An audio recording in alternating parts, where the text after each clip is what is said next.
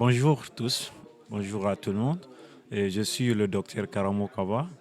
Je suis spécialiste en santé publique, écrivain auteur de quelques ouvrages au prix de la vocation, Les secrets du couple.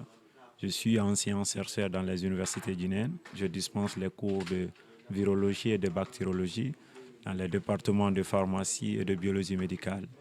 Je suis dans le podcast Dissidence ce matin. Podcast Dissidence. Je suis dans le podcast Dissidence. Je suis dans le podcast Dissidence. Je suis dans le podcast Dissidence. Podcast Dissidence. Je suis dans le podcast Dissidence. Podcast Dissidence. Bonjour tous, bonjour à tout le monde. Je suis le docteur Karamo Kaba. Je suis spécialiste en santé publique, écrivain auteur de quelques ouvrages au prix de la vocation, Les secrets du couple. Je suis ancien chercheur dans les universités guinéennes. Je dispense les cours de virologie et de bactériologie dans les départements de pharmacie et de biologie médicale. Je suis dans le podcast Dissidence ce matin. Merci et bienvenue à vous. Merci. La famille, la communauté, aujourd'hui, on va recevoir un médecin avec qui on va discuter de beaucoup de choses, avec qui on va transcender les tabous sociaux, avec qui on va discuter de beaucoup de choses, comme je l'ai dit. Monsieur Kaba, Oui, ça va? ça va très bien, oui. Ici, c'est le podcast Dissidence. On reçoit souvent des gens qui vont parler des sujets marginaux, des sujets qui sont peu abordés dans la société guinéenne. Et comme aujourd'hui, c'est un médecin qu'on reçoit, on va se faire le plaisir de discuter des choses qui ne se discutent pas trop dans la société. Alors, est-ce que selon vous, vous estimez que la population guinéenne est en majorité malade? Oui, dire que la population guinéenne est en majorité malade, c'est difficile à répondre par un oui. Parce qu'il faut définir le concept malade. Dans quel sens? Est-ce que c'est parce que, vous savez, la pauvreté, c'est une maladie. D'accord? Il y a aussi d'autres maladies d'ordre pathologique, et comme le palu, comme la fièvre. D'accord? Mais vous parlez de quelle maladie quand vous dites que la population guinéenne est majoritairement malade? Je vais dire, est-ce que la population guinéenne est souffrante? Souffrante. Oui, pathologie, d'une pathologie. Oui, en réalité, vous savez, la pauvreté, c'est aussi quelque chose de très grave. Ouais. À partir du moment où, quand vous regardez aujourd'hui l'écosystème, le système de santé guinéen, vous vous rendez compte que la plupart des populations guinéennes, en tout cas, se promènent avec quelques problèmes de santé. Ok. Donc, naturellement, nous sommes malades, mais ça va dépendre de la gravité et de la situation qui se présente à nous. Oui. Il y a un moment, j'ai vu un médecin, il avait reçu un patient et sur l'ordonnance du patient, il n'avait pas prescrit des médicaments, mais plutôt des sommes d'argent. Parce que lui, il a estimé que l'argent, parfois, c'est la solution à certaines maladies de certains patients. Dites que vous avez vu. En réalité, lorsqu'on parle de prescription, on fait toujours allusion aux médicaments ou à d'autres substances, en tout cas, qui peuvent aider le patient. Donc, si aujourd'hui vous avez des patients qui ont des problèmes d'argent, je crois que cela ne s'inscrit pas dans le cadre purement sanitaire. Donc, ça a un impact d'ordre psychologique. Donc, c'est ce qu'il faut soigner. Vous savez, le premier remède, le premier médicament contre les maladies, que ce soit d'ordre psychologique ou physique, c'est-à-dire la maladie mentale, physique ou sociale, c'est d'ordre psychologique, c'est-à-dire c'est la santé mentale. Okay. Voilà. Donc, si le médecin avait jugé nécessaire, en voyant peut-être que ce malade a un problème d'argent, il avait plus besoin d'argent que de médicaments en tant que tel. Justement. Donc, voilà, je peux croire à ça. C'est possible. Dans votre cas spécifique, oui. Pourquoi avez-vous choisi la médecine? En réalité, moi, j'ai choisi la faculté de médecine. Okay. Quand on parle de la faculté de médecine, il y a le département pharmacie, il y a le département odontostomatologie, il y a le département médecine avec petit thème. Donc, moi, j'ai choisi le département de pharmacie et après, je me suis spécialisé en santé publique, la santé de la communauté, les politiques publiques pour pouvoir sauver une communauté face à un danger, face à une maladie. Donc, c'est après ça, je suis parti à Bamako pour également avoir des formations en rétrovirologie. Vous savez, aujourd'hui, le monde fait face à tout un arsenal d'épidémies. Chaque 5 ans, 10 ans, on nous sort un problème, une problématique sanitaire. On nous sort? Oui, si vous voulez le terme. C'est orchestré? Non, c'est un autre débat. Mais en réalité, chaque année, on entend souvent, il y a le virus Ouais, Ebola, il y a le virus Covid. ouais. Donc, ça fait très... Cela veut dire franchement qu'il faut s'armer, il faut se préparer conséquemment dans le monde viral. Parce que les virus aussi, ce ne sont pas des humains, mais ils fonctionnent comme les humains. Ils connaissent leurs cibles. Ils savent à quand attaquer et comment avoir des arsenals pour pouvoir détruire leurs cibles. Et la cible, c'est l'être humain. Donc l'être humain doit être conséquent, préparé psychologiquement, physiquement, et pour pouvoir faire face à ce problème de santé publique axé sur la virologie. Donc après ça, parce que je suis ce jeune avec une casquette voilà, de multiples facettes. Ouais, Voilà, ça donc se voit. effectivement, Vous intervenez sur beaucoup de sujets. effectivement, donc et j'ai également écrit des livres comme Les secrets du couple qui a Ouais. été publié en 2021 Ouais. et tout récemment c'est au prix de la vocation que j'ai publié et je crois qu'il y a un autre livre en gestation dont le titre s'appelle L'épidémie de coups d'État en Afrique. Voilà, donc je suis dans le monde littéraire depuis très longtemps et au-delà de ma casquette de spécialiste en santé publique, je crois que voilà, Vous avez multiples facettes. c'est important, surtout dans un pays comme le nôtre. Ouais. Il faut essayer de joindre les deux bouts pour pouvoir tenir un pays où 77% des populations sont analphabètes. Et ça demande beaucoup de choses. Ok. Est-ce que personnellement, vous croyez à la médecine traditionnelle? Oui, en réalité, je crois fermement à la médecine traditionnelle, mais je ne crois pas à la pratique, c'est-à-dire à l'exercice, comment les praticiens exercent la médecine traditionnelle. Mais la médecine, en réalité, il faut comprendre, lorsqu'on parle de médicaments, la plupart des médicaments ont leur origine purement à base de plantes. Et c'est ce que les praticiens utilisent pour pouvoir soigner des maladies. Mais il y a une question de dosage, il y a une question de modestie, il y a une question de formation autour. Donc la médecine traditionnelle, elle a soigné pas mal de personnes avant la médecine moderne. Donc elle a existé pendant des siècles, elle a servi pendant des décennies. Mais aujourd'hui, quand vous regardez la pratique, la manière dont on l'exerce, il faut aller avec beaucoup plus de prudence. Donc il faut une certaine dose de prudence quand vous voulez prendre ces produits parce que quand ça détruit, c'est difficile de réparer. Parce que l'être humain, ce n'est pas comme une machine. Vous avez votre voiture. Lorsque cette voiture a un problème de pneu, vous changez le pneu. Si c'est le moteur, vous changez catégoriquement. Mais à partir du moment où votre foie a un problème, vous tombez dans une insuffisance rénale, on vous dit qu'il faut forcément changer le rein. Je vous dis, si vous cherchez le prix sur Google, on va vous dire plus de $200,000, $250,000. Ça fait combien de francs guinéens? Beaucoup. Alors que le Guinéen vit au quotidien. Donc, en prenant ces médicaments traditionnels, il faut aller avec une certaine dose d'élégance, une certaine dose de prudence. Mais Sinon, même c'est dans pas la bon. médecine moderne, il faut aller aussi avec la prudence. Justement, c'est le principe de la vie. Il y a l'autre qui disait que ton aliment soit ton premier médecin. L'aliment là peut être médicament, peut être le jus que nous buvons, peut être autre chose. Mais tout ce que tu dois mettre dans ta bouche, il faut aller avec beaucoup de prudence. Est-ce qu'il vous arrive parfois de conseiller des médicaments traditionnels ou bien la médecine traditionnelle à vos patients ou bien de les reconduire vers la médecine traditionnelle? Non, moi je ne le fais pas parce que vous savez, tout est question de principe. D'accord? Et le malade vient me voir parce qu'il a un souci de santé et je m'inscris dans un cadre purement moderne, c'est-à-dire la médecine moderne, pour pouvoir l'aider. Et vous savez, il y a de ces maladies qui n'ont pas, c'est-à-dire l'origine est vraiment douteuse. Donc on rencontre souvent ces genres de maladies et donc tu peux orienter quelqu'un vers voilà, un praticien, ça va dépendre de la situation qui se présente à vous. Mais rarement que ces choses-là, moi, m'arrivent quand même. Parce que vous savez, aujourd'hui, ça fait à peu près 4 ans, moi j'ai créé ma propre boîte en ligne, l'assistance médico-sociale Guinée mobile. Donc nous aidons beaucoup de personnes à distance et avec des prescriptions mobiles. Donc rarement que je conseille à un malade d'aller voir un praticien pour pouvoir l'administrer des médicaments traditionnels. Ok. La maladie qui tue le plus en Afrique, historiquement, et aujourd'hui encore, c'est le palu. Et il y a plus de 600 000 cas de décès rapportés par an, malgré les apports en termes de moustiquaires, des apports en termes de prévention. Pourquoi nous n'arrivons toujours pas à combattre cette maladie-là? Vous voulez mettre comme ça le couteau dans une plaie. Et cette plaie, lorsqu'on met le couteau dedans, ça va faire mal. Vous savez, aujourd'hui, il y a des grandes industries pharmaceutiques dans le monde. Le monde est dirigé par des lobbying. Le monde est dirigé par des personnes qu'on ne voit pas souvent.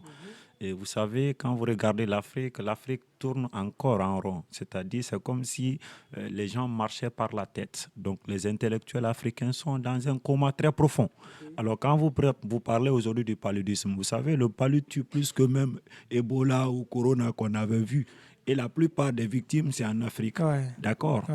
Et vous vous posez la question, étant profane, pourquoi jusqu'à présent on n'arrive pas à avoir un remède conséquent? Pourquoi on n'arrive pas à avoir un vaccin pour pouvoir éliminer de façon systématique cette maladie? Ouais. Et vous savez, tout à l'heure, je disais qu'il y a des industries qui gouvernent le monde. Des mains invisibles. Des mains invisibles. Quand vous prenez aujourd'hui l'Afrique, je prends l'exemple précisément sur la Guinée. La Guinée, depuis maintenant à peu près de 84 jusqu'en 2025, la Guinée n'a pas d'industrie pharmaceutique. C'est-à-dire tous les produits que nous consommons, ces produits viennent d'ailleurs. Quand Sékou Touré, paix à son âme, était au pouvoir, la Guinée produisait la chloroquine vers Sérédou. Je crois que ça, c'est vers Massantan. Donc, la Guinée produisait sa propre chloroquine à l'époque. Mais quand vous partez là-bas actuellement, vous n'entendrez que les oiseaux qui vont chanter partout. Donc, vous allez voir tout à l'heure, le paludisme simple. Un patient qui souffre du palud, on doit lui prescrire un antipaludien. Actuellement, il y a une combinaison très importante et qui donne un bon résultat. Artéméter, lumefantrine associée. Vous allez voir la boîte, par exemple, c'est à peu près 50 000 à 60 000 francs guinéens. Et chaque année, c'est des milliers d'Africains qui tombent du palud. L'industrie pharmaceutique qui existe, par exemple, en France, fait un chiffre d'affaires annuel de milliards et des milliards de dollars. Donc, imaginez juste pour la fabrication des antipaludiens. Conakry seul, vous avez 4 millions pendant les saisons, ou 3 millions pendant les saisons pluvieuses. Vous avez plus de 100 000 et quelques personnes qui tombent du malade, qui vont aller dans les pharmacies pour acheter des produits. Donc, imaginez que chaque boîte de 55 000 francs guinéens, vous multipliez par le nombre de personnes qui vont acheter. Et ça, c'est juste Conakry. Regardez dans l'ensemble de la Guinée, l'Afrique de l'Ouest, toute l'Afrique. Donc, si on mettait fin à la production de ces antipaludiens, pensez-vous pas que ces industries-là vont aller en faillite? Alors, pour ne pas... Et qui travaille dans ces industries? C'est les Occidentaux. Ça leur permet, bien sûr, de tuer le taux de chômage en Occident. Mais si on donnait un seul produit qui pouvait éliminer systématiquement cette maladie... L'éradication définitive. Définitive. Je crois que ces personnes vont aller en chômage et ces industries vont avoir des problèmes. Et l'économie occidentale va avoir des soucis.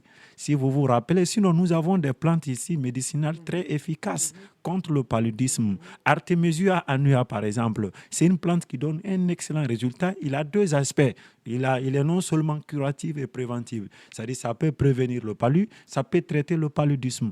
Mais lorsque vous commencez à prendre tout à l'heure, l'OMS va sortir les éléments pour dire que ça crée ce qu'on appelle la résistance. Donc l'OMS nous interdit systématiquement d'utiliser ces plantes-là alors que nous pouvons cultiver derrière notre maison. Et quand le petit tombe malade, on lui donne juste quelques doses et puis ça peut passer. Parce que tout simplement, le monde évolue comme ça et c'est difficile de mettre fin à ça si l'intelligentsia ou les scientifiques africains ne prennent pas conscience du danger qui nous guette. C'est pourquoi on ne peut pas éradiquer systématiquement le paludisme. Ils préfèrent aller avec les dons, créer des organisations qui vont nous livrer des dons.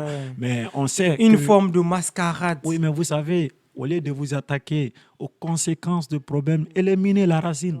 Quand la racine est éliminée, les problèmes vont disparaître. Mais si la racine est là, vous coupez les problèmes, chaque jour, ça va, en tout cas, ça va être malin. Quand on tue le paludisme en Afrique, ça va créer le chômage quelque part en Occident. Absolument. Ouais. Absolument. Et est-ce que les dirigeants africains sont conscients de cette réalité-là? Moi, j'aime le dire souvent que nous ne manquons pas des dirigeants, des hommes en Afrique, mais nous manquons systématiquement des personnes charismatiques. Parce qu'il faut une certaine dose d'élégance. Il faut une certaine, disons, capacité de décision. Donc, nous avons des hommes. Mais vous savez personnellement, vous le savez pertinemment que c'est l'Occident très souvent qui nous envoie, qui nous donne des idées. Donc, du coup, lorsque vous êtes candidat, vous voulez avoir le pouvoir, vous partez en France, vous partez aux États-Unis, vous voulez avoir de l'aide. Et ces personnes-là vont faire de vous le président de votre pays. Donc, par ricochet, ils ont une main derrière vous. Donc, si vous prenez certaines décisions pouvant mettre l'Occident en chômage, ça ne peut pas aller. ils vous appellent pour vous dire laissez le chemin là. Ouais. Laissez le chemin là, vous ne pouvez pas aller sur ça. Ouais. Donc, nous n'avons pas de problème d'hommes, mais des personnes charismatiques, capables aujourd'hui de dire « Ah, nous voulons mettre fin à ça, ça, parce que nous voulons sauver nos populations. » Donc, si vous marchez sur les pas pareils, vous allez partir en discordance totale avec l'Occident. Soit vous vous levez le matin et il y a quelqu'un qui vous prend le pouvoir, ou bien on crée un groupe de rébellion ou des manifestations, on vous élimine au pouvoir. Docteur Kaba, l'éradication du palu va créer du chômage en Occident. C'est tout à fait. OK. C'est une évidence. OK. Ouais. Alors, de nos jours, il y a plus de 1 milliard de personnes à travers le monde qui consomment de la chicha, notamment les jeunes. Et il y a des avis très mitigés sur les effets de la chicha. Scientifiquement, est-ce que la chicha est un danger pour la santé? Justement, je crois que même la dernière fois, je parlais de ça avec les jeunes parce que c'est la tendance. OK. Donc aujourd'hui, Un effet de mode. Voilà, c'est devenu une monnaie courante partout dans le monde. C'est pas seulement en Afrique, mais puisque c'est pour la Guinée qui nous intéresse aujourd'hui. Et je pense que la chicha, c'est une substance qui est très dangereuse. Et la chicha seule contient plus de 4000 et quelques substances toxiques, y compris le goudron, la nicotine, le chrome, etc. Donc, ça nuit à la santé de l'homme en question. Mais puisque c'est devenu une monnaie courante aujourd'hui, vous allez voir dans la famille, le papa va voir son enfant en train de fumer la chicha, ce n'est pas un problème. La grande sœur peut même se déplacer pour venir chicher un peu avec ses petits frères, il n'y a pas de problème. Mais si tout à l'heure vous prenez la cigarette, le papa dira « Ah non, laissez la cigarette, ce n'est pas bon ». Parce que tout simplement, on a tendance à légaliser la consommation de la chicha dans nos cultures, dans nos familles. C'est normalisé. Exactement. Alors qu'en réalité, la chicha seule est capable de vous créer assez de problèmes, comme des maladies cardiovasculaires, par exemple. Quand je vous parle de maladies cardiovasculaires, je veux juste vous dire que ça peut également créer des problèmes, préjudices à notre cœur. Okay. Et le cœur, c'est l'un des éléments les plus importants dans la vie d'un être humain. C'est le moteur du corps. Effectivement, si ce moteur-là a un souci, ça veut dire que c'est très grave. Donc, puisque vous consommez la chicha, il y a la fumée qui dégage. Cette fumée est capable, bien sûr, de boucher les artères. Donc, cette fumée est capable, bien sûr, de créer une certaine hypertension artérielle. Donc, ça provoque l'hypertension chez certaines personnes à force de consommer la chicha à tout moment. Donc, la consommation abusive peut également créer d'autres problèmes, comme le cancer, par exemple, du foie. Le cancer du foie, ça peut être à la base. Quand je parle de cancer, en temps normal, c'est la multiplication anormale des cellules sur une partie spécifique donnée. Alors, disons, il y a, par exemple, d'un problème d'hépatite toxique, parce qu'il y a deux types d'hépatite. Vous avez l'hépatite toxique et l'hépatite virale. Mais celui qui consomme la chicha peut se retrouver dans un tableau d'hépatite toxique. C'est-à-dire, cette fumée peut intoxiquer le foie. Et en fin du compte, le cancer peut commencer à se manifester. Vous avez également des problèmes, par exemple, la pneumonie. Vous avez des problèmes de toux chronique. Et donc, l'intéressé peut avoir des petites lésions au niveau de son poumon. Donc, ça peut lui créer assez de problèmes. Et avec une toux chronique, c'est difficile de soigner à tout moment. N'oubliez pas aussi que la chicha peut même altérer la qualité des spermatozoïdes. Ah bon? Ah oui. Comment ça? Vous savez, tout à l'heure, j'avais signalé ça la dernière fois. Et quand on parle de l'homme, c'est les spermatozoïdes. Les spermatozoïdes sont utiles, sont indispensables pour la fécondation, la fécondité. Donc, le fait que vous avez, par exemple, les radicaux libres que la chicha crée dans le sang, cela va forcément impacter la qualité, parce que la qualité de notre spermatozoïde ou de nos spermes, en tout cas, c'est en fonction de ce que nous consommons. Donc, si nous consommons le mauvais, cela va forcément avoir un impact sur la qualité de sperme. Et le sperme, il y a le spermatozoïde qui s'y trouve. Donc, si la qualité de sperme est altérée, forcément, cela va impacter le contenu du sperme, appelé spermatozoïde.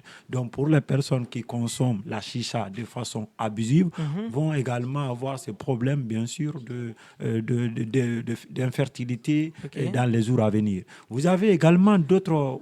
On va revenir très bien là-dessus. Donc, la chicha peut causer l'infertilité. Non, je n'ai pas dit directement peut causer l'infertilité. Mais à long terme. À long terme, vous savez, chaque millilitre de sperme peut avoir plus de 20 millions de spermatozoïdes.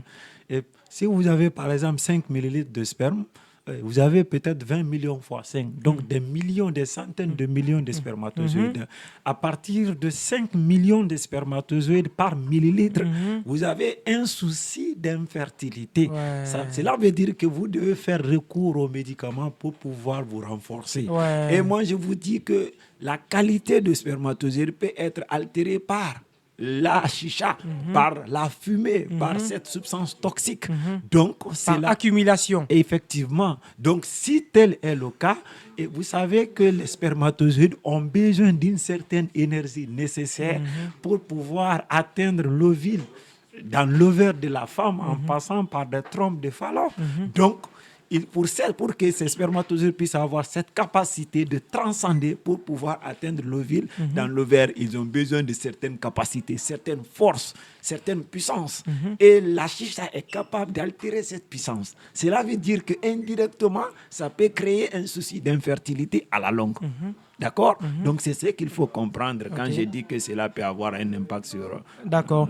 Et je suppose que le gouvernement ou bien nos gouvernements, nos autorités sont conscientes des effets négatifs aussi de la chicha.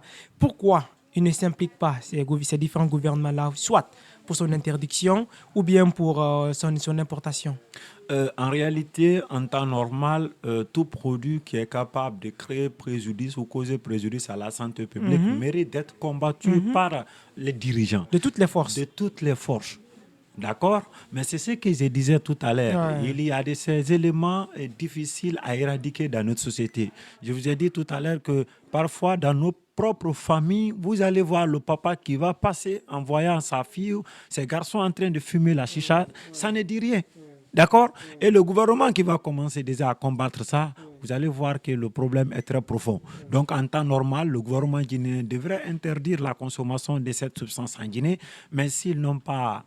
Vous savez, dire interdire systématiquement une substance sur toute l'étendue du territoire, ça demande beaucoup de moyens, ça demande beaucoup de réflexion, mais surtout la volonté. Donc, s'ils n'ont pas la volonté, je pense que ça va être difficile. Les gars, en tout sérieux, arrêtez la chicha. C'est une tueuse silencieuse.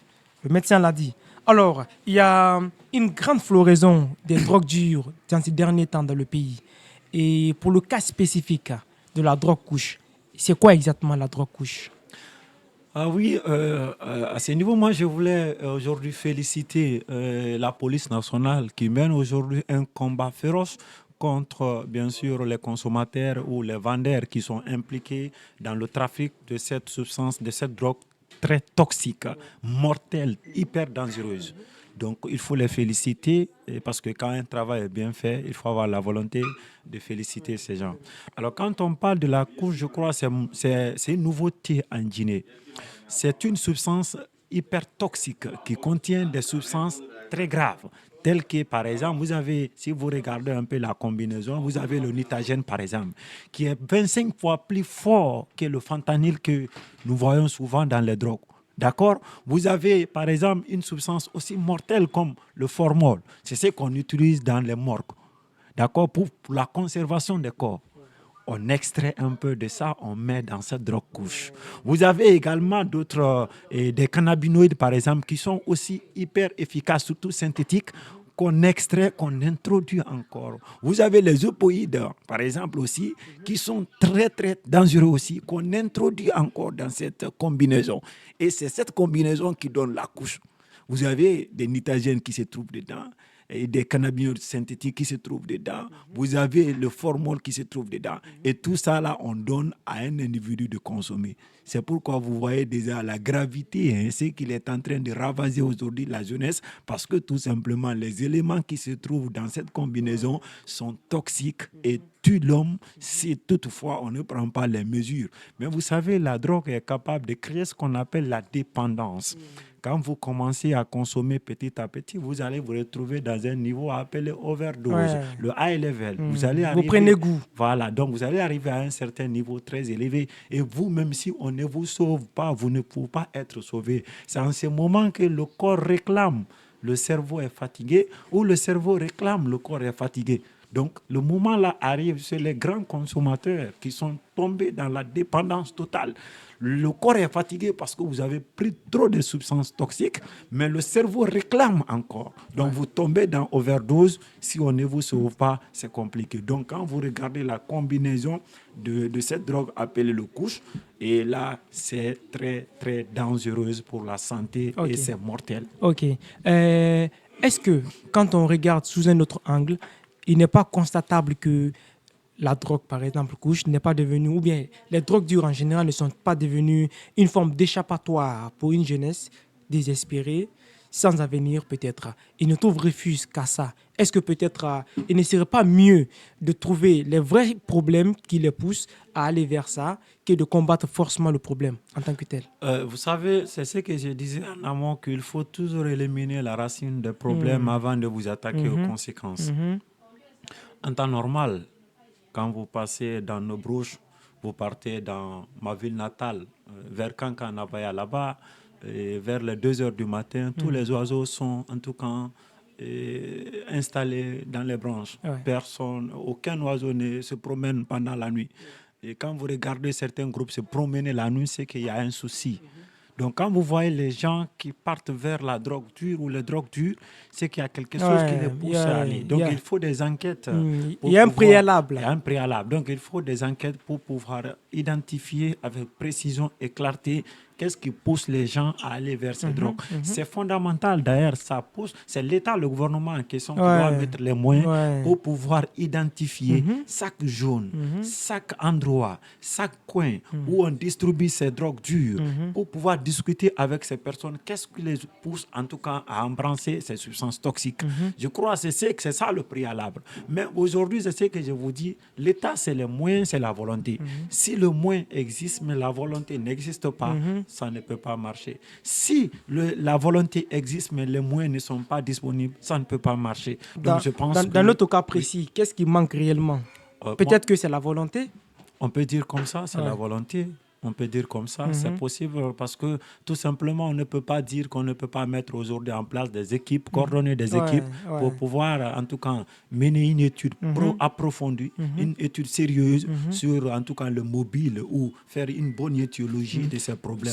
C'est les raisons qui incitent les jeunes à se réfugier dans ces drogues dures-là. Dans ces drogues dures. Parce que chacun a ses raisons. Parfois, la raison elle-même ignore.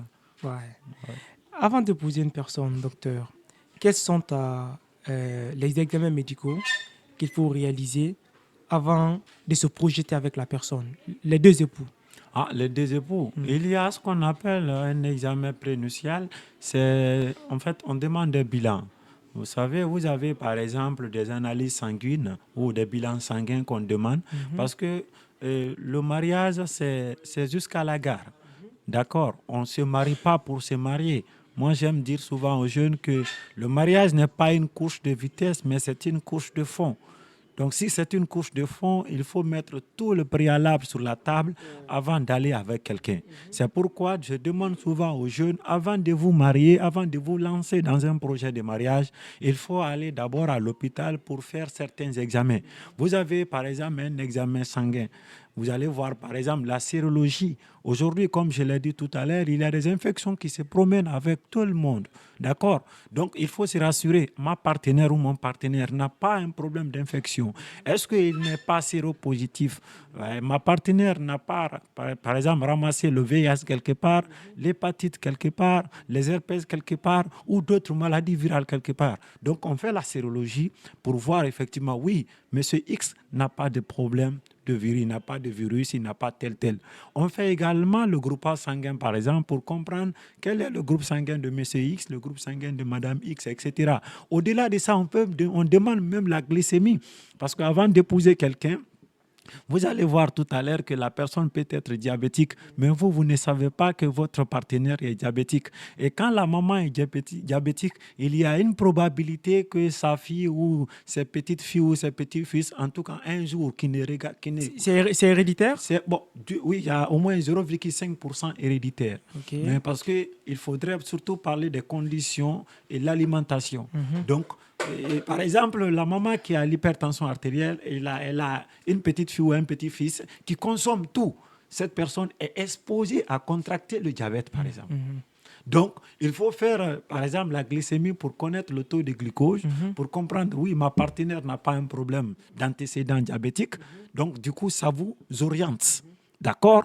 Au-delà de ça, vous avez d'autres examens, par exemple, comme l'hémogramme, par exemple, qui va vous permettre de comprendre, par exemple, est-ce que ma partenaire n'est pas drépanocytaire, elle n'est pas telle, elle n'est pas telle, elle n'a pas tel problème. Donc, tous ces éléments-là, même il y a aussi même des textes de fertilité aussi.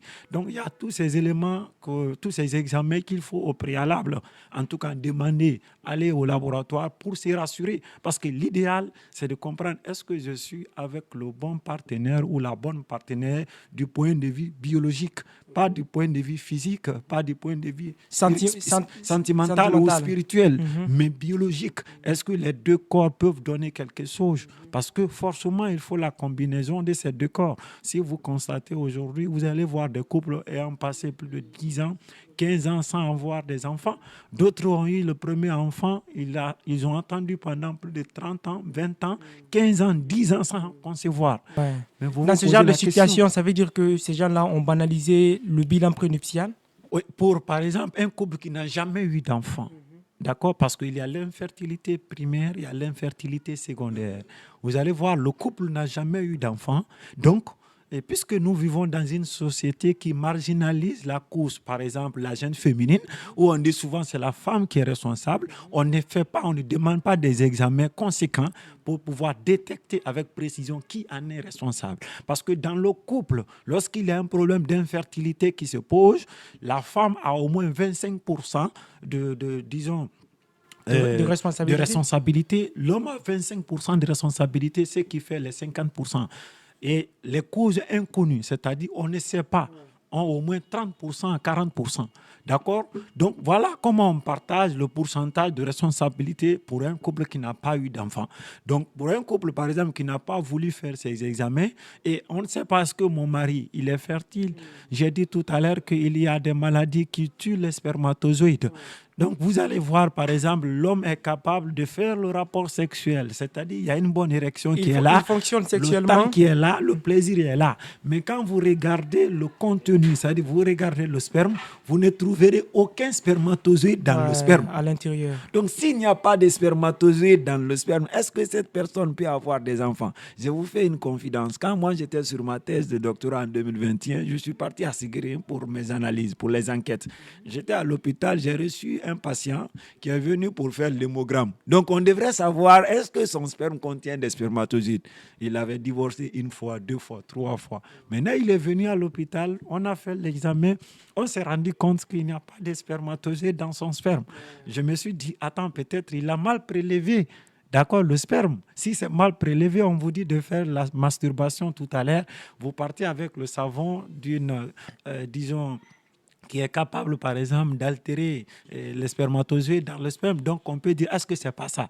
Donc, j'ai encore invité le patient à envoyer un deuxième échantillon. Ouais. Et après, je me suis rendu compte qu'il n'y a pas de spermatozoïdes dans son sperme. Et lui, il s'est dit qu'il est très fort parce qu'il est capable de faire 10 minutes, 15 minutes pendant l'acte, alors qu'en réalité, c'est lui le problème. Donc ça existe. Vous allez voir tout à l'heure aussi des personnes qui ont des spermatozoïdes très faibles, c'est-à-dire qui n'ont pas la capacité, qui n'ont pas la force. D'accord? Donc, ces gars-là qui ne savent pas que les spermatozoïdes n'ont pas une certaine vivacité pour pouvoir rencontrer le vide dans l'ovaire de la femme et vont se dire, oui, ça va, moi je fais l'amour avec ma femme, je fais 30 minutes, 5 minutes, 10 minutes, je n'ai pas de problème. Mais il faut aller au laboratoire pour connaître avec exactitude, est-ce que votre spermatozoïde a la capacité? D'accord? Vous allez voir souvent aussi des gars qui vont avoir des soucis, c'est-à-dire il y a plus de spermatozoïdes morts que de spermatozoïdes vivants dans leur organisme. Okay. C'est-à-dire la plupart des spermatozoïdes qui vont aller, 80% sont morts. Ok. Quand le bilan prénuptial, par exemple, est établi et qu'on constate que notre partenaire a un souci, qu'est-ce qu'il faut faire? Justement, à ce niveau, il y a beaucoup de questions qu'il faut se poser. Si vous aimez votre partenaire, vous vous dites, est-ce que on peut trouver solution à ces problèmes? Parce que chaque problème se promène avec sa solution. Mais détecter la solution, c'est ce qui est un peu compliqué. Donc, vous vous posez la question, est-ce que ce problème avec ma partenaire, ce problème peut nous empêcher d'avoir des enfants? Point d'interrogation. Est-ce qu'on peut avoir des solutions au préalable? Point d'interrogation. Donc, vous vous posez des questions avec, en tout cas, le médecin qui vous accompagne. À partir du moment où il y a des alternatives, des solutions pour vous permettre de concevoir ou bien de gérer le problème, vous gérez le problème avant de vous engager. Donc, je crois que lorsque le problème se présente, il faut chercher des solutions. À partir du moment où il n'y a pas de solution, vous allez décider. Important. Oui. Est-ce que c'est scientifiquement prouvé qu'il existe de nos jours des médicaments qui permettent d'allonger ou bien de grossir le pénis? Je rencontre chaque jour, on me pose ces questions parce que, vous savez, il y a un problème de fantasme qui est là. D'accord? Il y a, disons, tout un océan de films pornographiques qui commence déjà à désorienter la conscience de la jeunesse. Et là, il faut aller en profondeur. Il faut expliquer aux gens parce que dans notre société, le sexe est un tabou. Quand on parle de sexe, automatiquement, on cherche à vous bannir. D'accord? Quand vous parlez de sexe aux jeunes, on vous dit non, vous voulez en tout cas leur inculquer des idées négatives. D'accord? Donc, en réalité, vu que les jeunes consomment aujourd'hui beaucoup plus de vidéos pornographiques, ça fait en sorte... Alors que souvent, quand tu fais l'expérience, lorsque vous avez une vidéo, par exemple, de porno, s'ils doivent faire 5 minutes de rapport sexuel, ils vont essayer de reproduire, c'est-à-dire ils vont aller jusqu'à 10 minutes. Mais en réalité, dans la vraie vidéo, c'est 5 minutes de rapport. Mais la vidéo que vous allez regarder avec votre téléphone, c'est 10 minutes de rapport. Donc pour toi qui fais 4 minutes, 3 minutes, toi tu te diras, ah non, ce qui veut dire que je suis malade. Ouais, tu vas douter de toi. De toi. Donc tu dis, ah la vidéo là, c'est plus de 15 minutes, 20 minutes, 30 minutes. Donc du coup, ils jouent avec le mindset des gens. Au-delà de ça, vous allez voir tout à l'heure, là, dans un film pornographique, vous allez voir la taille du gland, par exemple, du phallus, du pénis, par exemple. Vous allez voir, en temps normal, ça ne dépasse pas 12 cm. Mais ils ont des informaticiens qui vont manipuler la taille. Vous allez voir tout à l'heure que même avec votre téléphone, vous pouvez ajouter la taille d'une image. Donc, ils vont augmenter la taille jusqu'à 18 cm, 20 cm. Donc, une femme qui consomme la pornographie va se dire, ah, moi, mon mari, par exemple, donc il doit avoir la même chose. Il doit avoir la même taille que ça, alors que ce n'est pas vrai. Donc, l'homme aussi va se créer de tous les soucis du monde. Ça sème un complexe d'infériorité. Effectivement, pour dire, ah non, ce qui veut dire que la taille que j'ai, c'est petite par rapport à ça. Donc, vous voyez un peu, donc, là, si vous vous posez la question, c'est maintenant, on parle trop de la taille du pénis. Vous vous posez, avant, à l'époque, on ne consommait pas trop la pornographie. On se contentait du peu qu'on a. Du peu, c'est-à-dire on dit c'est naturel, c'est ce que Dieu a voulu. Mais aujourd'hui, avec la nouvelle technologie, la tendance a fait en sorte qu'on consomme beaucoup plus de porno. Et donc, on se dit, il y a un fantasme qui est là, il faut avoir une grande taille. Parce que moi, je vous dis, ce n'est pas la taille qui compte, c'est la manière de faire qui compte. Mais s'il y a le fantasme déjà dans la tête, l'esprit est déjà guidé par rapport à la taille, automatiquement, c'est difficile. Mais par contre, il y a pour des hommes qui sont vraiment très petits. Est-ce que vous le savez? Oui, ça existe, bien sûr. Il y a en temps normal un pénis à partir au repos, parce qu'il y a plusieurs types de pénis. Vous avez des pénis au repos qui peuvent être avec une taille de 4, voire 5, 6 cm. Quand vous voyez, vous vous dites, ah, un homme de 35 ans, c'est sa taille, ça c'est au repos. C'est des pénis, à partir du moment où l'érection se présente, c'est-à-dire le sang commence à se présenter, ils peuvent aller quitter de 6 cm jusqu'à 16, 17 cm. Ouais. D'accord? En pleine érection. Ah, effectivement, ça existe. Vous avez des pénis également qui sont au repos déjà, ils sont à 12 cm, 13 cm. Donc en érection, peut-être 4, 5 cm seront ajoutés. Donc, cette pénis-là existe. Vous avez également des gens qui ont eu des anomalies, qui ont eu des problèmes avec des pénis très petits. Ça existe d'ailleurs. Mais il faut comprendre, moi, dans mes recherches, je n'ai pas vu encore un produit qui peut augmenter la taille du pénis. Il y a des chirurgies. Ouais. C'est-à-dire on peut passer par la chirurgie pour augmenter la taille du pénis et en acceptant toutes les conséquences. Ouais. D'accord, mais c'est très risqué. Aujourd'hui, vous avez des gens qui vont vous vendre les produits à travers l'Internet pour dire que ça peut augmenter la taille. Vous savez, il y a des choses. Pour quelqu'un qui va aller fréquenter un marabout ou un fétichiste, il ne voudrait pas que les gens le sachent qu'il part là-bas. Souvent, le marabout qui ne connaît rien peut dire envoie 2 millions. Il bouffe ça, il sait que son argent est bouffé, mais il ne peut pas parler. Ouais, en toute discrétion. En toute discrétion. C'est le même cas avec les problèmes encore des médicaments pour augmenter la taille. Dès que toi, tu passes voir quelqu'un tout à l'heure, tu achètes le produit à 2 millions, il te dit commence déjà à mettre sur le pénis.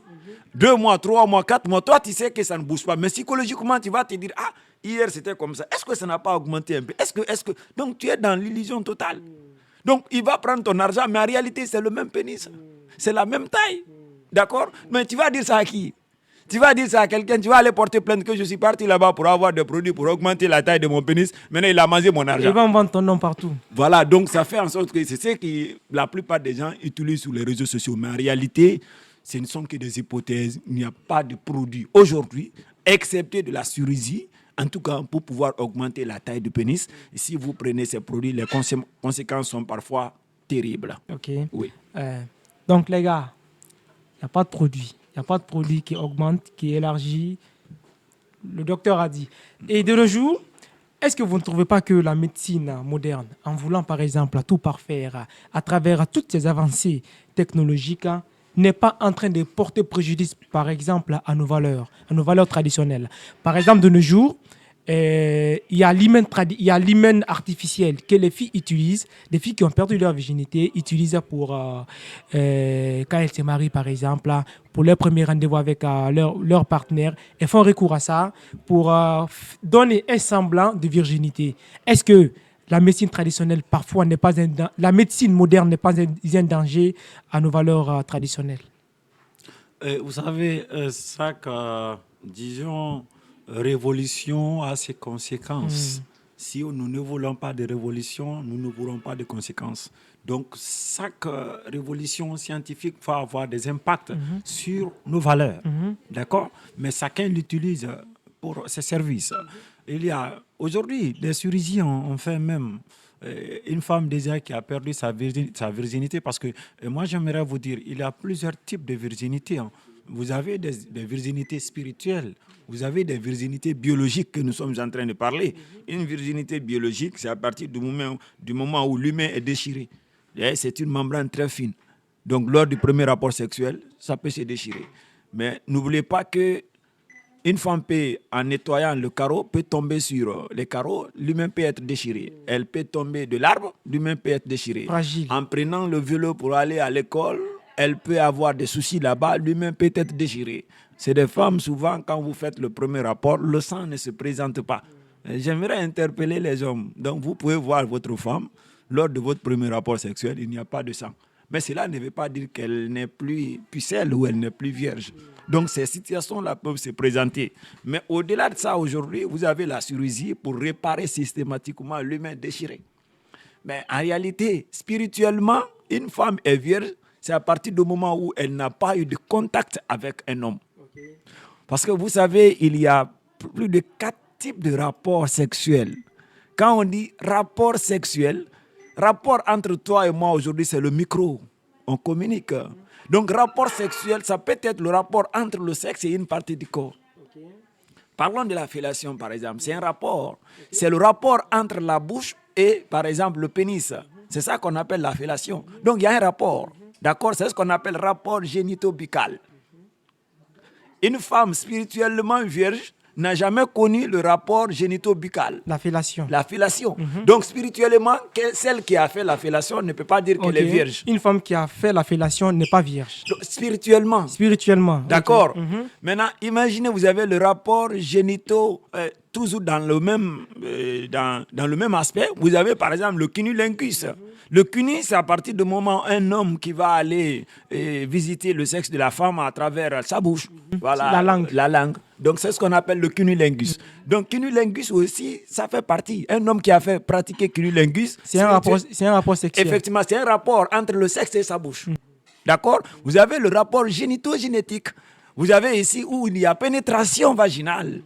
Là, c'est avec ce rapport où l'humain est déchiré.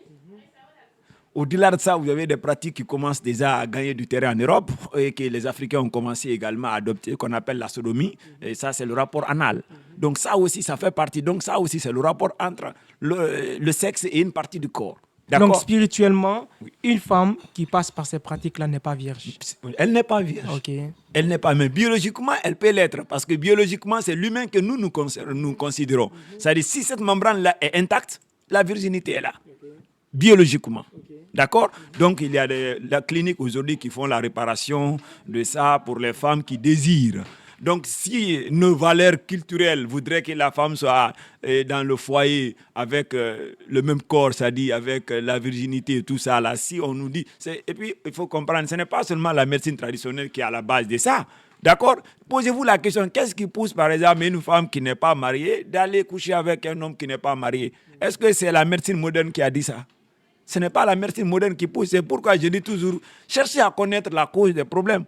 Qu'est-ce qui pousse quelqu'un d'aller coucher avec quelqu'un qui n'est pas sa femme? Donc, si vous voulez les valeurs africaines que vous défendez, vous voulez franchement gérer le problème, ce n'est pas la médecine moderne qui est votre cible. Mais qu'est-ce qui pousse les gens à le faire? Les raisons. Les raisons. Cherchez les raisons, vous trouverez les causes. C'est ce que Matthieu dit dans la Bible, chapitre 7, verset 7. Qui se trouve, qui demande gagne, et qui tape la porte, on ouvre pour lui. Si on ne cherche pas, on ne trouvera pas. Si on ne demande pas, on n'aura pas de réponse. Et si on ne tape pas la porte, la personne qui est à l'intérieur de la chambre ne peut jamais se rendre compte que quelqu'un est dehors, sauf s'il est Dieu, qui est invisible. Ok. Est-ce que c'est bien de pratiquer le cunnilingus?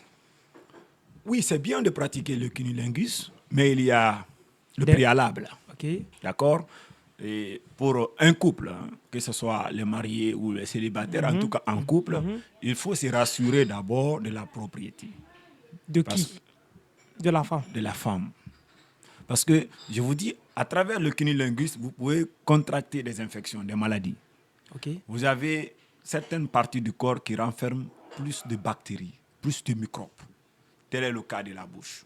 Okay. Si on prélevait juste quelques échantillons de salive dans votre bouche, on met sur le microscope, vous regardez ce qui se passe, vous allez passer des jours sans manger. Wow. Donc la bouche contient des bactéries.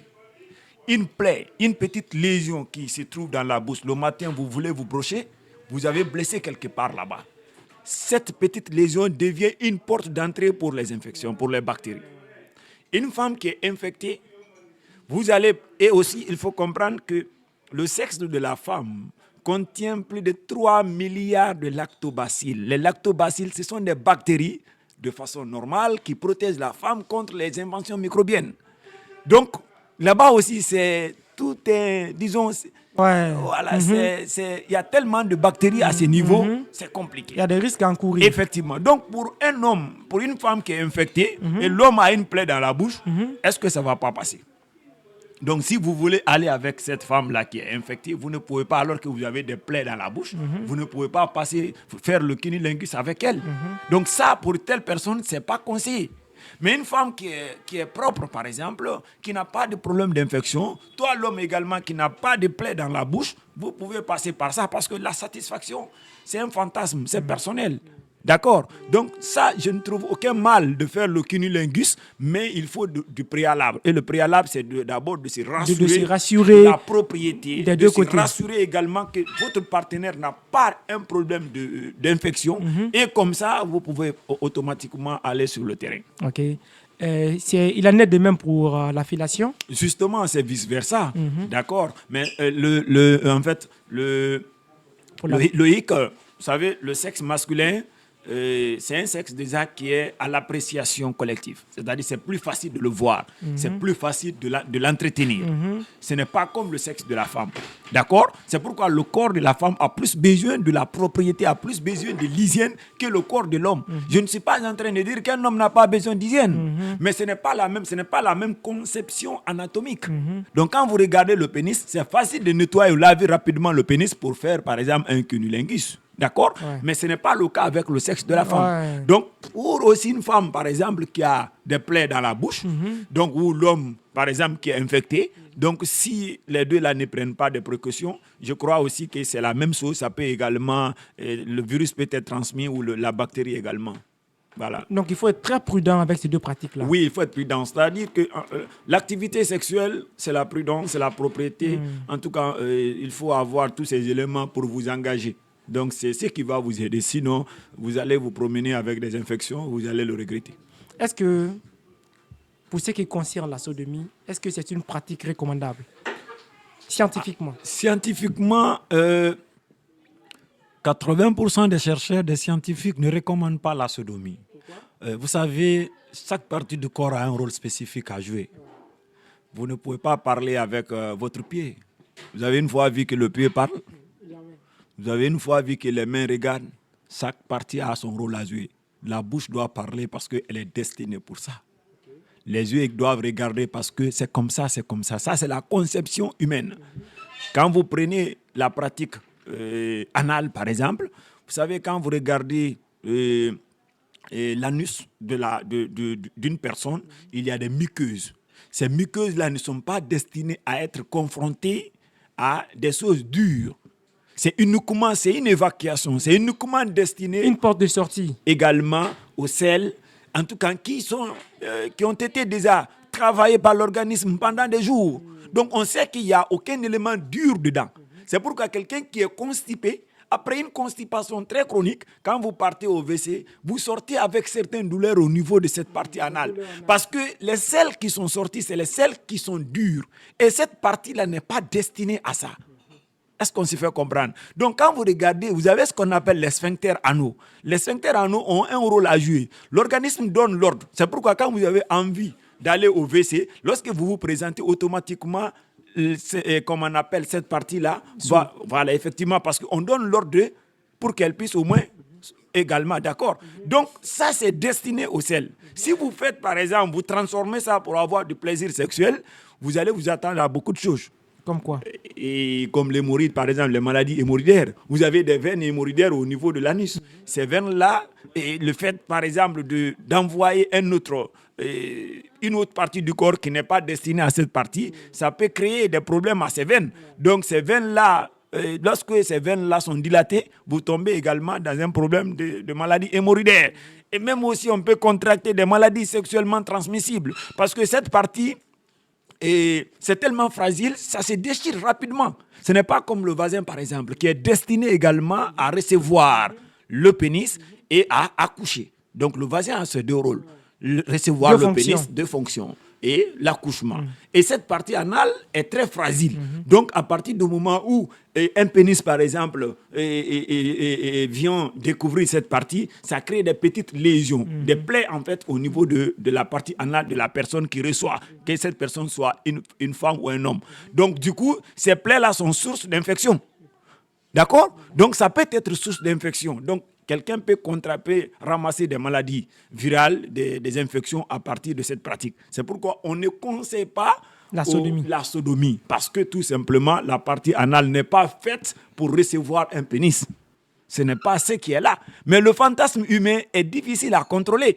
L'être humain, c'est comme ça. Quand on commence à découvrir une pratique sexuelle numéro 1, on dit, numéro 2 peut-être quoi? Numéro 3 peut-être quoi? Et finalement... on veut découvrir tous les orifices naturels de l'être humain à partir de ces activités-là. Comment les homosexuels font alors pour se donner du plaisir? Voilà, en réalité, l'homosexualité, quand vous regardez aujourd'hui le HIV, par exemple, la plupart des maladies virales, on les contracte à partir des activités comme l'homosexualité et autres. Parce que les homosexuels utilisent toujours cette voie anale pour se donner du plaisir, surtout les hommes en fait, homosexuels côté homme. C'est pourquoi la plupart d'entre eux ont un problème de maladie hémorroïdaire. Et imagine, par exemple, si vous avez, par exemple, chez nous ici, où les gens ne connaissent pas leur statut sérologique, tu vas voir quelqu'un qui va faire 5 ans, 2 ans, 3 ans, sans aller à l'hôpital pour faire son bilan général. Il ne sait pas, est-ce que là où, depuis quand tu as fait le dernier bilan, disons 2020, nous sommes en 2025, toi tu es passé par où? Par quel chemin? Avec quelle femme? Avec quoi et quoi? Est-ce que tu connais à l'instant T quel est ton état? Tu ne sais pas.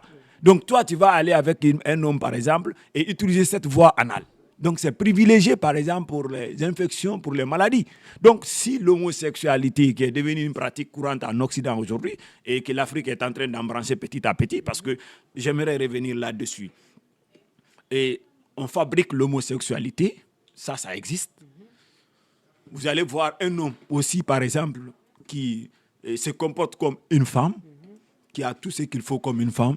Biologiquement, il y a un aspect qui peut être explicable. D'accord? Okay. Donc ça existe. Lequel? Ok. Vous allez voir tout à l'heure une femme qui est née femme. C'est-à-dire, biologiquement. Elle a les seins et tout. Mais quand vous regardez sa constitution hormonale, c'est le taux de l'hormone masculine qui est beaucoup plus élevé. Ça, c'est une anomalie génétique. Au lieu que le taux de l'hormone féminine soit beaucoup plus élevé, c'est le contraire qui est produit. Okay. Vous allez voir, par exemple, cette femme où le taux de testostérone est très élevé. Et la femme là, en parlant, c'est comme si c'est un homme qui parlait à côté. Ouais. Elle a des barbes. Elle a juste Parce le que- physique parce que- masculin. Voilà, parce que c'est cette hormone qui permet de pousser ces éléments. Elle a la voix comme un homme, la barbe. Au-delà, loin, quand vous regardez plus loin, vous allez comprendre que elle manifeste même le désir pour les femmes. Ok. Parce que sa conception hormonale, c'est l'hormone masculine qui est dominante. Ok. Et si elle est dominante, cette femme-là, elle a le Elle aura plus de penchant pour les femmes. effectivement, elle a le corps d'une femme, mais la conception hormonale est masculine. Est-ce que dans ce cas précis, là, l'homosexualité peut se justifier par ça? Là, il faut, parce que dire qu'on peut justifier cela, biologiquement, c'est ce que je viens d'expliquer. Ça, c'est possible. Maintenant, ça aussi, la pratique de ça, parce que tu vas voir tout à l'heure, cette femme-là, elle peut concevoir. D'accord? Non seulement elle manifeste le désir pour la femme, mais elle peut tomber enceinte. Parce qu'il y a tous ces appareils-là qui sont là pour concevoir. Maintenant, si elle fait le choix de dire que non, elle ne veut plus concevoir, elle veut continuer avec une autre femme, ça, c'est son choix, ça. Mais son corps, par exemple, comme ce que j'ai dit tout à l'heure, il y a cette conception hormonale qui est là. D'accord? Mais la conception, donner naissance, par exemple, son corps est habilité à le faire. Et je te dis, la même situation peut se reproduire encore chez l'homme. un homme. Vous allez voir un homme qui n'a pas beaucoup de taux de testostérone. La différence qu'il faut comprendre, nous pouvons rester ici assis. Il y a une femme qui passe tout à l'heure, elle est nue. Moi, je peux la regarder pendant 5 minutes, 10 minutes, ça ne me fait aucun effet. Toi, en la regardant déjà, ça te fait un effet. Je me tout fais des simplement- films. Voilà, parce que tout simplement, on n'a pas le même taux de testostérone dans notre corps. Peut-être pour toi, c'est beaucoup plus élevé. C'est pour que quand tu vois une femme, tu réagis. Chez moi, c'est pas ça. Quand je vois, je ne réagis pas, ça ne me dit rien. D'accord? Donc, vous allez voir un homme aussi dont le taux d'hormones féminines est beaucoup plus élevé. Donc, cet homme-là manifestera forcément un désir pour un homme. Voilà, donc même sa manière de marcher, sa manière de parler, ça, c'est biologique, ça s'explique. Mais au-delà de ça, il y a l'autre fantasme qui est là. C'est-à-dire, tu n'as aucun problème d'hormones. Donc, toi, tu décides d'aller avec un homme. Donc, tu deviens homosexuel. Une orientation sexuelle. Tu te dis, bon, moi, j'aimerais être avec un homme. Et tellement cette personne voudrait être avec un homme, va forcément aller prendre des hormones synthétiques qui sont fabriquées dans les laboratoires et qui commencent à prendre ces hormones. Si vous constatez ces personnes-là qui sont dans la communauté LGBT, vous vous rendez compte que certains, surtout ceux qui sont les transgenres, ils vont dire, ah non, je commence à prendre déjà mes hormones. Vous avez entendu parler de ça? Ah voilà, ça commence à sortir. Parce que lui, il n'est pas né femme, mais il a choisi d'être femme. Donc, et la médecine moderne, surtout la chirurgie moderne, a tous les moyens aujourd'hui de gérer ça pour ces personnes, pour que, voilà, si tu veux être Paul, tu restes Paul. Si tu veux être Pierre, tu restes Pierre. La dernière fois, c'est ce qu'il y a une députée française qui disait que quand les enfants sont nés, il faut les laisser comme ça. Quand l'enfant grandit, l'enfant va choisir son propre nom. Pourquoi? Parce que si tu donnes tout à l'heure, ton enfant, c'est une fille, elle s'appelle par exemple Mariam. Et demain après demain, 20 ans après, Mariam ne veut plus être femme, elle veut être Mamadi ou Condé ou Jean. Ou Abdoulaye. Ou Abdoulaye. Donc, il change d'orientation. Il faudrait encore qu'il passe par les ennuis judiciaires, tout ça là, pour avoir un nom. Donc, tu vois un peu. Donc, ça, c'est les orientations. C'est un choix. C'est un choix pour ces personnes. Moi, je ne les juge pas. Mais mes valeurs, quand même, ne me permettent pas, en tout cas, de les apprécier. Est-ce que faire l'amour régulièrement peut augmenter l'espérance de vie, scientifiquement? Vous savez, il faut faire la part des choses. Il y a des hypothèses scientifiques. Tout à l'heure, moi, je fais un examen, disons une étude, une statistique. Je prends par exemple dans ce restaurant, vous avez au moins 15 hommes ici. Je prends les 15 hommes, je les mets dans un endroit où ils sont capables de faire les rapports sexuels 3 fois par semaine, voire 5 fois par semaine. D'accord? Je prends par exemple dans ce restaurant aussi 15 autres personnes, je les mets à côté où ils vont passer plus d'une année dans l'abstinence sexuelle.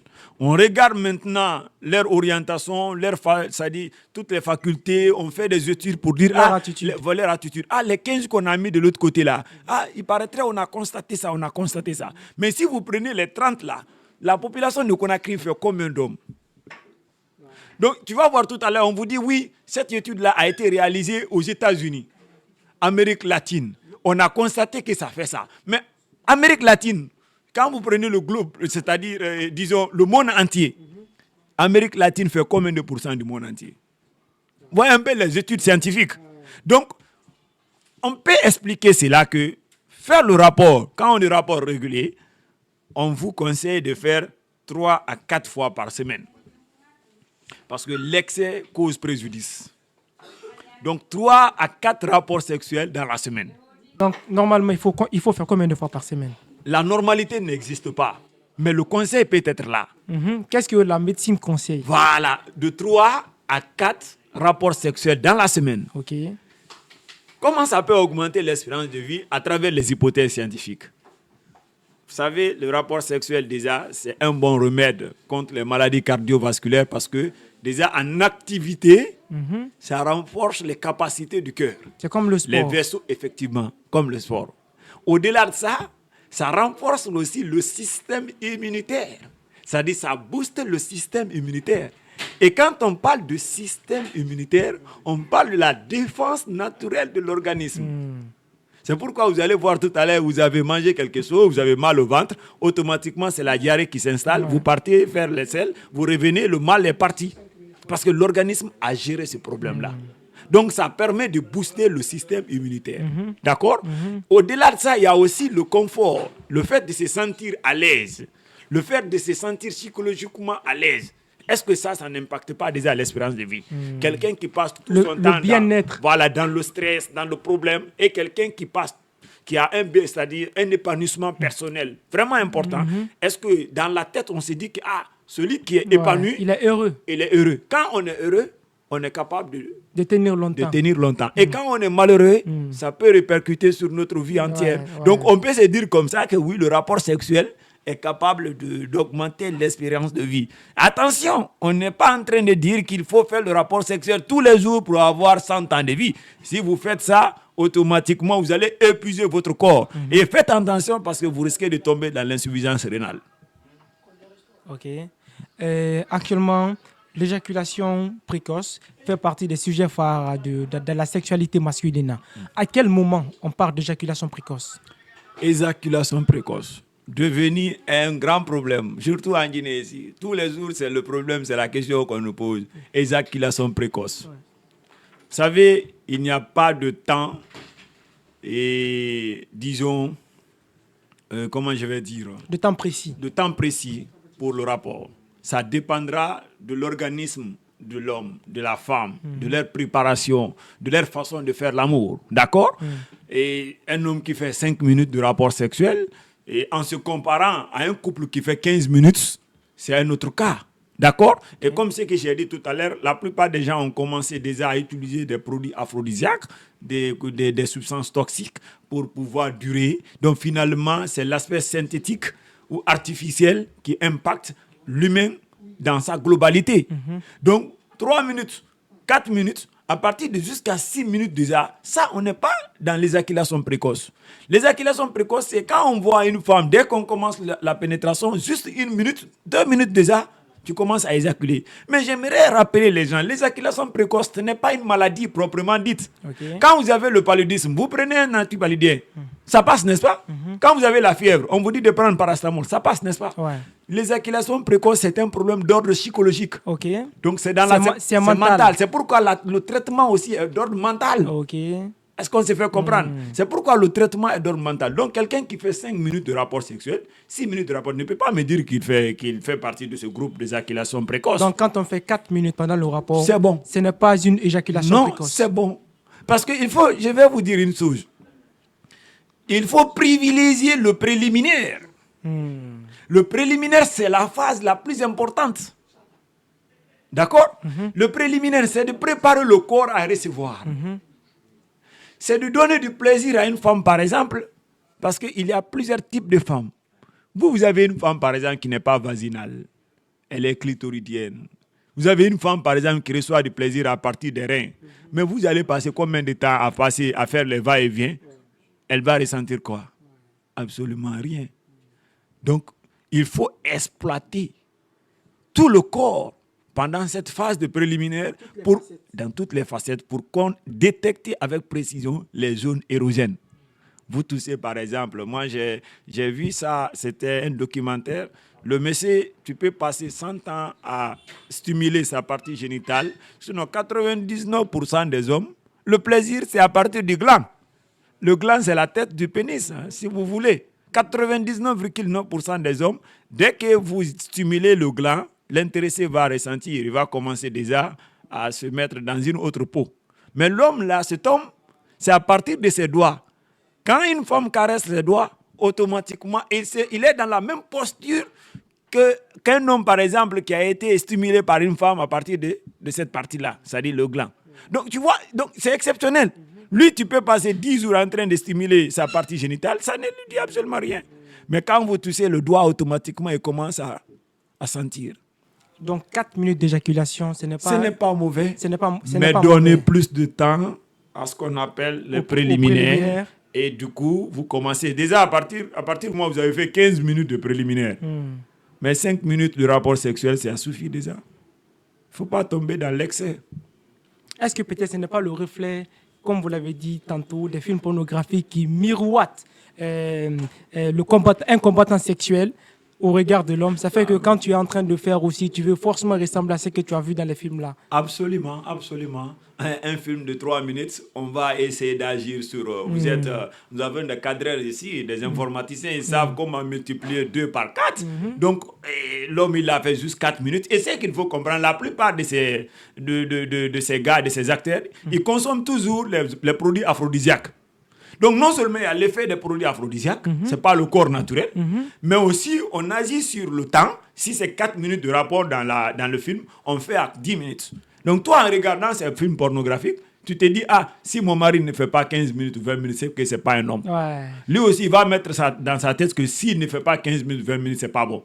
Et en fin de compte, soit il va aller voir les charlatans pour avoir des médicaments, ou soit il va aller voir dans les pharmacies pour acheter des produits aphrodisiaques, et en fin de compte, qu'est-ce qui va se passer? La dépendance. C'est-à-dire, si tu ne prends plus ces médicaments, tu ne peux plus faire l'affaire.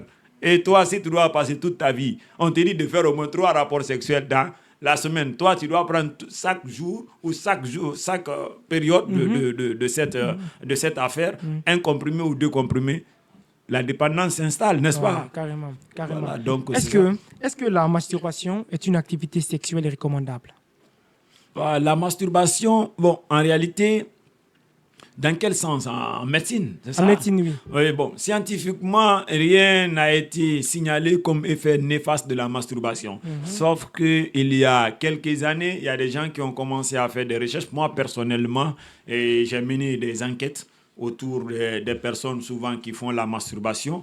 Et je me suis rendu compte que le seul effet que la masturbation peut provoquer, c'est l'éjaculation précoce là que nous sommes en train de parler. C'est-à-dire que, mais ce n'est pas chez tout le monde. Un jeune, par exemple, qui vit dans une maison confortable, qui est seul, et est-ce qu'il a besoin de faire la masturbation avec rapidité? Non. Il prend tout son temps. Tout son temps pour se mettre à l'aise. Il n'est pas pressé. Maintenant, vous savez comment les familles vivent à Conakry, où vous avez 2 chambres salon, vous avez au moins plus de 10 personnes là-bas. La seule douche où la maman se lave, le papa également, le jeune frère, sa soeur, tout le monde utilise la même toilette.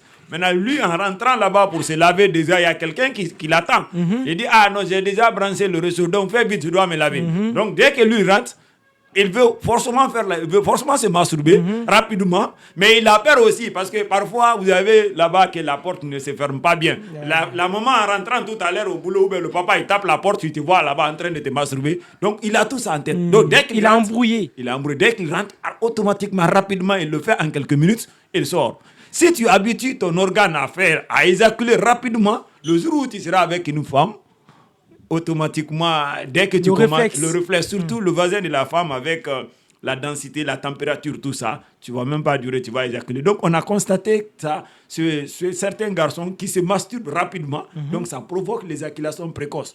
Mais pour quelqu'un qui est dans un état confortable, et il a un peu de problèmes scientifiquement, rien n'a été... Voilà.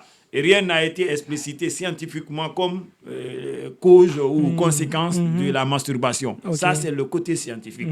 Côté religieux, je n'en parle pas parce que la plupart des religions interdisent bien sûr la masturbation. Comment bien faire alors la masturbation? Est-ce avec le savon, comme les gens le font habituellement, ou bien il faut le faire de façon sèche avec la main, ou bien qu'est-ce que la médecine dit? En réalité, on ne peut pas, parce que ça dépend de l'endroit, ça dépend de la situation financière de la personne, ça dépend également de sa conception de la masturbation. En temps normal, nous conseillons les lubrifiants. Hein. Les lubrifiants, c'est disons, c'est le meilleur, hein, en fait. Donc, c'est le meilleur moyen de se sentir à l'aise, d'avoir du plaisir solitude et sans problème. Parce que quand vous prenez le savon, vous risquez, par exemple, parfois de vous blesser. Hein? S'il y a une petite plaie, le fait de prendre du temps où vous avez vous-même en train de vous masturber, s'il y a une petite plaie sur le gland ou sur votre pénis, le savon qui est acidifié en contact avec la plaie, ça fait mal, ça chauffe. Donc pour quelqu'un qui utilise le savon, s'il a des petites plaies là-bas, il risque de se blesser parfois avec le savon. Donc moi je ne conseille pas. Pour quelqu'un qui veut utiliser sa main, c'est pas possible. Il risque aussi de se blesser encore. Avec la main. Avec la main. D'accord, simple, c'est-à-dire sans un lubrifiant. Mais vous avez aujourd'hui les lubrifiants qui sont vendus dans les pharmacies. Et vous avez même des préservatifs qui sont accompagnés avec le lubrifiant gratuitement. D'accord. Donc ces lubrifiants-là existent dans les pharmacies pour, en tout cas, se masturber. Parce que, attention, la masturbation, il y a la masturbation féminine aussi qui existe. Carrément, voilà, ça existe aussi. Parce que pour l'homme, c'est plus facile. C'est pourquoi en Afrique, au moins 0,4-5% de femmes qui se masturbent. Parce que ici, avec la culture, la société, les gens vivent ensemble, tout ça, c'est difficile parce que la femme a besoin du confort pour se masturber. L'homme a besoin, juste même en regardant derrière comme ça, automatiquement, quand il ne voit pas les gens là-bas, il peut se masturber vite, ça passe. Mais la femme, en une minute, la femme a besoin d'un endroit, d'un confort pour pouvoir se masturber. Donc, en réalité, on conseille beaucoup plus le lubrifiant pour pouvoir se donner du plaisir. Sinon, le savon, c'est une alternative. Quand la maman n'est pas là, on se contente de la grand-mère. À l'absence de la mère, on se contente de la grand-mère. Absolument. Alors, pour le cas spécifique des femmes, comment les femmes peuvent faire recours à la masturbation? Pour celles qui sont dedans, comment elles doivent faire? Comment elles doivent s'y prendre? Celles déjà qui celles pratiquent. qui pratiquent l'activité. Voilà, je disais tout à l'heure, c'est la femme, le corps de la femme est bourré des parties, disons, et comment je vais dire, il y a plein de parties de la femme qui peuvent vraiment l'aider à avoir l'orgasme, c'est-à-dire à avoir du plaisir. Et l'orgasme, c'est le point culminant du plaisir sexuel. Vous allez voir tout à l'heure, une femme qui a, comme les seins par exemple, elle, avec le sein, du coup, ça lui donne du plaisir. Elle n'a pas besoin, si elle n'est pas clitoridienne ou vaginale, elle n'a pas besoin d'utiliser sa partie génitale pour avoir du plaisir. En utilisant, par exemple, son sein, elle peut acheter, par exemple, le lubrifiant aussi pour pouvoir stimuler le sein, le bout du sein, pour se donner du plaisir. Si, par exemple, il y a de ces femmes aussi, tu peux passer toute une journée à caresser les seins, ça ne donne absolument rien. Donc, si, par exemple, elle est clitoridienne, parce que, attention, le clitoris en Afrique, les femmes qui ont subi l'excision, c'est cette partie qu'on enlève, c'est ce qu'on extrait. Cette partie qu'on enlève, c'est ce qu'on appelle le clitoris.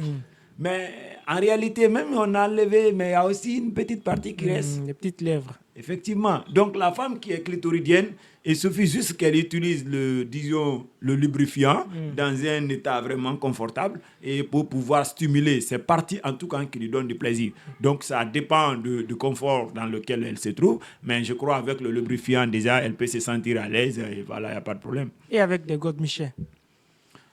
Comme le sextio, c'est ça? Oui, les sextoys. Les sextoys, voilà. Les sextoys, bon, c'est aussi, ça fait partie parce que c'est ce que je disais, c'est la tendance. Et même moi, je ne conseille pas parce qu'une femme qui utilise beaucoup plus les sextoys, je crois, et ça pousse psychologiquement, ça pousse la femme à ne pas aller vers les hommes. Okay. Parce que j'allais dire tout à l'heure, mon copain là, il parle trop quand je l'appelle t'entends, parce que chez nous en Afrique, ce qu'il faut comprendre, c'est toujours l'homme qui vient en première position pour demander le sexe. La femme, c'est rare. D'accord?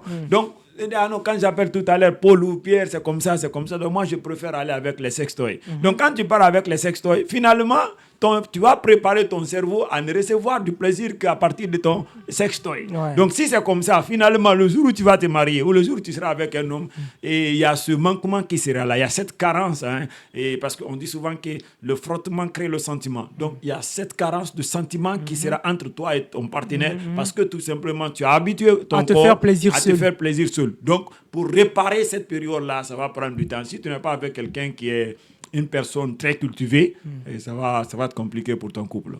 Est-ce que la perversité dans une relation amoureuse est une bonne chose?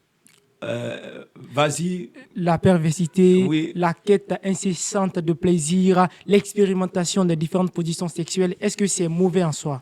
C'est pas mauvais en soi. C'est ce que j'ai dit. Toutes les pratiques sexuelles, et excepté de la sodomie, n'ont pas d'effet grave sur la santé en fait de la personne. Si toutefois les conditions qu'on avait citées tout à l'heure sont respectées. Donc d'ailleurs, le fait d'aller à la quête de ces éléments, et les positions et tout ça, ça dépend du lien qui est entre toi et ta partenaire. Ouais. Donc je pense que c'est une bonne chose d'ailleurs de découvrir, d'explorer tout le corps, excepté de cette partie anale qui est source de problèmes, ce que j'avais dit tout à l'heure. Parce que l'idéal, c'est le plaisir. Si le malheur se trouve après le plaisir, ça devient compliqué. Donc je crois que ce n'est pas une mauvaise chose en soi, c'est le choix du couple. Si vous voulez expérimenter les différentes positions pour vous donner du plaisir, tant mieux, c'est important, parce que l'idéal, c'est d'être heureux. Qu'en est-il de la torture? Il y a des outils qui sont vendus actuellement pour expérimenter, pour aller à la quête de certains plaisirs. Et il y a des chaînes, par exemple, qu'on utilise. En tout cas, il y a tout un arsenal de choses que les gens achètent actuellement pour l'expérimentation. Est-ce que la torture aussi, dans ce genre de circonstances, c'est mauvais en soi? Vous savez, chaque personne est unique. Hein? Nous sommes tous des humains, mais on n'a pas le même patrimoine génétique. Chacun a sa clé. Ma clé ne peut jamais ouvrir ta porte. C'est le même cas chez toi aussi. Donc, chaque individu a ses expériences, a son histoire, a ses valeurs, a ses cultures. Si vous dites par exemple les chaînes qu'on utilise en France pour une femme, une mère célibataire ou un homme célibataire ou en tout cas une femme qui utilise ça pour se donner du plaisir, vous envoyez à Conakry ici ou bien disons dans nos villages là-bas ou quelque part en Guinée, vous dites bon, je vais utiliser ça contre toi, mais elle va sortir parce qu'elle n'a pas cette tendance, elle n'a pas cette culture. Elle va fuir. Voilà, elle va fuir. Donc je crois que ça s'inscrit effectivement, c'est un truc à négocier quand les deux sont d'accord. Parce Faut discuter. Voilà, il faudrait que ça soit un consensus. Quand les deux sont d'accord pour expérimenter cela, ils peuvent l'expérimenter parce qu'ils sont déjà d'accord. Donc quand ils sont d'accord, ils savent, ça fait mal à ma partenaire ou à mon partenaire, je ne dois pas faire ça, je ne dois pas faire ça. Mais je crois que c'est une question de valeur, c'est une question de principe, c'est une question de choix. Et chacun a le choix effectivement d'expérimenter les types de rapports sexuels dont il souhaite avec bien sûr son partenaire ou sa partenaire. D'accord. Il y a un phénomène en Guinée qui offusque beaucoup la population, c'est le fait que dans la plupart des urgences, quand nous partons dans les hôpitaux, la plupart des médecins qui accueillent mettent de l'argent en avant. Et ça fait que plusieurs personnes ont connu la mort dans ce genre de circonstances-là, parfois de négligence de ces médecins. Quelle lecture vous en faites? En réalité, il faut faire la part des choses. Quand on dit dans les hôpitaux, il ne faut pas confondre des choses. Il y a l'amour, il y a tambour. D'accord? Les hôpitaux publics sont connus. Ce n'est pas la même chose que des cliniques fantômes.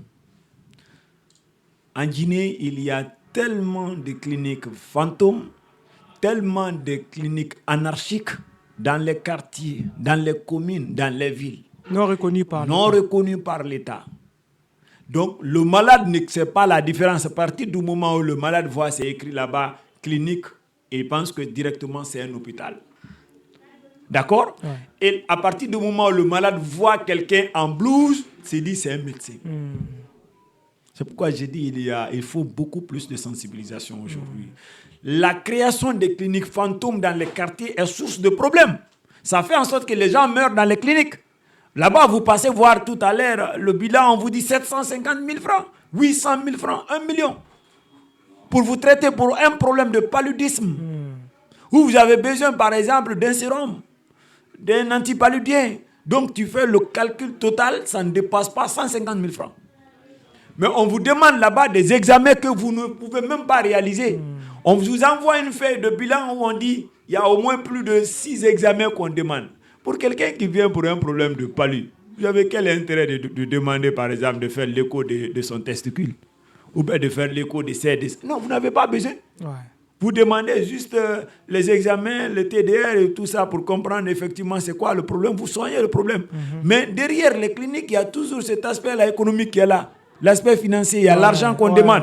D'accord? Donc ça, c'est dans les cliniques, ça. Il faut pas... Et ces cliniques-là existent. Elles sont connues par les autorités qui ne font absolument rien pour pouvoir fermer. Et il faut en tout cas c'est dans ces 2 jours, depuis maintenant 2 ans, et ils sont en train de mener des politiques vraiment et des mesures. Ils sont en train de prendre des mesures pour pouvoir fermer ces cliniques fantômes, etc., etc. Mais elle existe encore. Chose qui n'est pas facile. Ça continue encore, ça continue.